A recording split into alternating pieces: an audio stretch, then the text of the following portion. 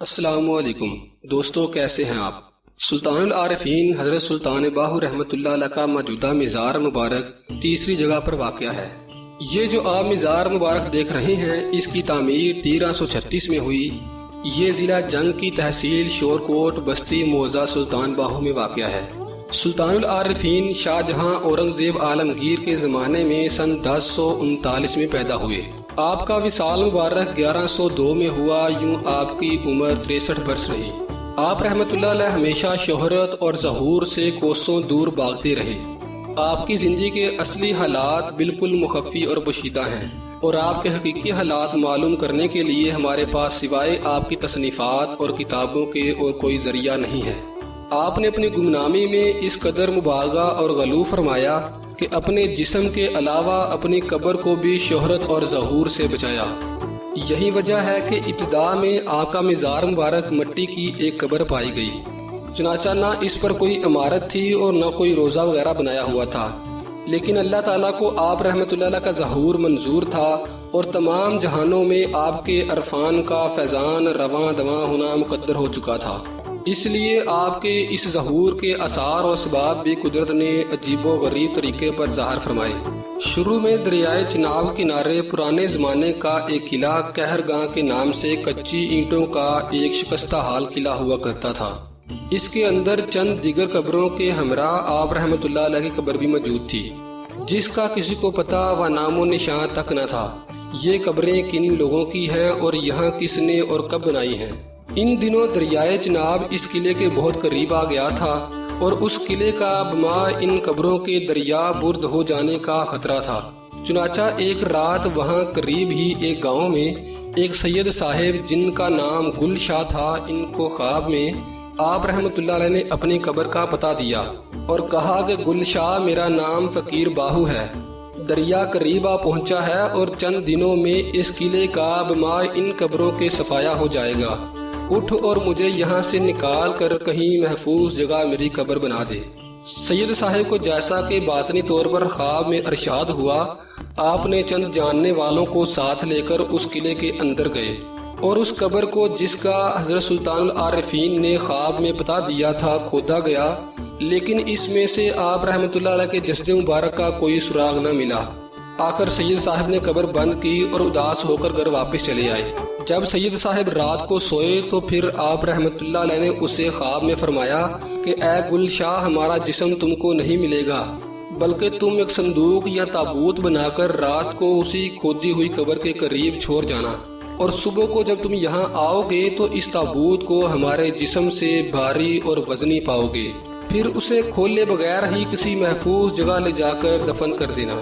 چنانچہ شاہ صاحب نے اسی طرح کیا، اور صبح کو جب وہ وہاں پہنچے تو واقعی تابوت کو بھاری اور وزنی پایا، اور اس صندوق کو ایک اونٹنی پر رکھ کر جنوب کی طرف اس ارادے سے روانہ ہوئے کہ حضرت پیر عبد الرحمن صاحب کرشی صاحب کے قبرستان میں دفن کریں گے، جو وہاں سے تقریباً 3-4 کلومیٹر کے فاصلے پر تھا۔ اتفاقاً راستے میں ایک ایسی جگہ تھی جو مدت سے آسیب زدہ جنوں اور بھوتوں کی اماج گاہ کے نام سے مشہور تھی، اور جب بھی کوئی انسان یا حیوان بھی اس جگہ پر ذرا ٹھہر جاتا تو وہ ڈر اور گھبرا جاتا، اور جو زیادہ دیر ٹھہرتا وہ بے ہوش ہو کر گر پڑتا۔ اسی لیے وہاں کے آس پاس کے جانور چرانے والے چرواہوں نے اور لوگوں نے اس سرزمین کے ارد گرد کانٹوں کی ایک مضبوط بار بنا رکھی تھی، تاکہ کوئی بھی اجنبی انسان کیا حیوان بھی بے خبری میں اس آسیب زدہ جگہ سے محفوظ رہ سکے۔ غرض جب اونٹنی اس بار کے قریب پہنچی تو وہ خود بخود بیٹھ گئی۔ سید صاحب اور ان کے ساتھیوں نے بہت کوشش کی، لیکن اونٹنی وہاں سے نہ اٹھی۔ آخر انہوں نے مشورہ کیا کہ ہو نہ ہو یہ جگہ پہلے سے محفوظ ہے، اور یہ اونٹنی بھی یہاں سے دوسری جگہ جانے کا نام نہیں لیتی، بہتر یوں ہی ہوگا کہ صندوق کو اسی جگہ سپرد خاک کر دیا جائے۔ ان کے مشورہ طے کرنے کے ساتھ ہی اونٹنی بھی خود بخود اٹھ کر اس بار کے اندر جا کر بیٹھ گئی۔ سید گل شاہ صاحب اور ان کے دوستوں نے اس واقعے کو ایک قسم کی تاکید غیبی اور کرشمہ قدرت سمجھ کر بہت خوشی اور حرمی سے صندوق مبارک کو اس پاک مقدس سرزمین کے اندر سپرد خاک کر دیا، اور وہاں آپ رحمت اللہ علیہ کا مزار مبارک تیار کیا۔ سو اس پاک سرزمین کو اللہ تعالیٰ نے روز اول سے آپ رحمۃ اللہ علیہ کے بحر فیضان کی اجرا اور روانی کے لیے منتخب و مقرر فرما لیا تھا۔ سو اسی لیے اس پر قدرت کے غیبی پہرے بٹھا دیے گئے تھے تاکہ یہ جگہ ہر قسم کی ظاہری اور باطنی نجاست اور حیوانی و انسانی گندگی اور پیشاب اور گوبر وغیرہ سے محفوظ رہ سکے۔ یہی وجہ تھی کہ یہاں سے ہر انسان اور حیوان کو ڈرا کر بھگا دیا جاتا۔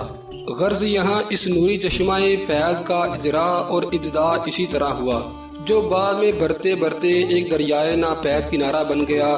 چنانچہ جب اس جگہ پر مزار مبارک تیار ہوا تو آپ کے روح و پرفتوح کا آفتاب افق غیب سے نکل کر یہاں طلوع پذیر ہوا اور اپنی نوری کرنیں اطراف و اناق میں پھیلاتا ہوا لوگوں کے دلوں کو روشن اور منور کرنے لگا۔ حضرت سلطان العارفین رحمۃ اللہ علیہ کا مزار پر انوار تقریباً 1.5 صدی تک یہاں مرجع انوار رہا اور خلق خدا وہاں سے فیض ربانی حاصل کرتی رہی۔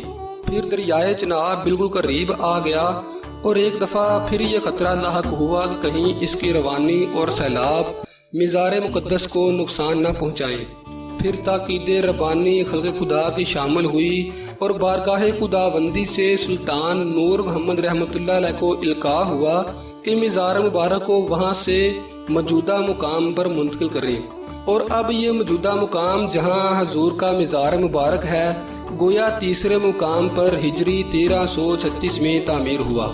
دوستو یہ ویڈیو آپ کو کیسی لگی کمنٹ سیکشن میں اپنی رائے کا اظہار کیجیے۔ نیز ہمارے یوٹیوب کے اس منفرد چینل حق بہو میڈیا کو لائک کیجیے، سبسکرائب کیجیے اور بیل آئیکن پر ضرور کلک کیجیے۔